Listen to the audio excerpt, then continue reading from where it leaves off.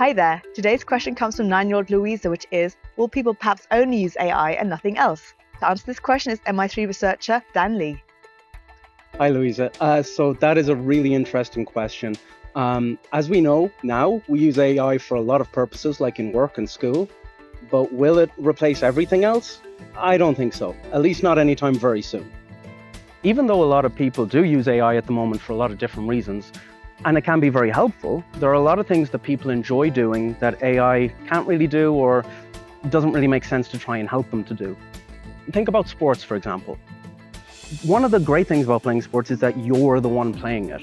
It wouldn't be as much fun or enjoyable if it was an AI playing it for you or simulating a game that isn't real. So AI probably will be a really big help in a lot of the things that we do in the future, but there probably will be a lot of things that we'll still want to do without AI and other tools that we'd like to combine it with to get the most out of it. But let's try and imagine for a second a world where we do use AI and nothing else. Philosophers like to do this quite a bit. They like to come up with thought experiments and imagine the way that things could be or could have been. For example, the philosopher Robert Nozick had a thought experiment that's quite closely related to your question. He thought about something called an experience machine. Now, for Nozick, the experience machine was this machine where you could sit into it, plug yourself in, and you could have any experience you wanted.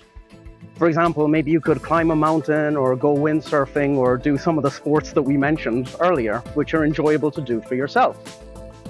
But Nozick thought that most people wouldn't want to be in the experience machine because it's not a real experience. You're simulating enjoyment and fun. You're not actually really having it.